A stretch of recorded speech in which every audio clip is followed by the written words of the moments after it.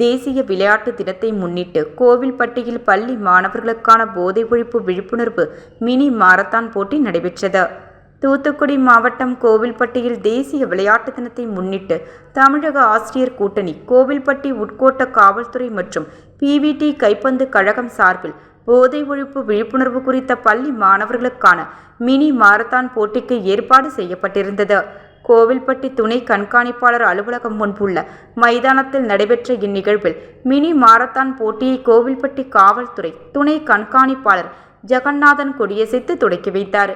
இதில் 300க்கும் மேற்பட்ட பள்ளி மாணவர்கள் கலந்து கொண்டனர். போட்டி தொடங்கும் முன்பு போதை ஒழிப்பு குறித்த விழிப்புணர்வு உறுதிமொழியை எடுத்துக் கொள்ளப்பட்டது.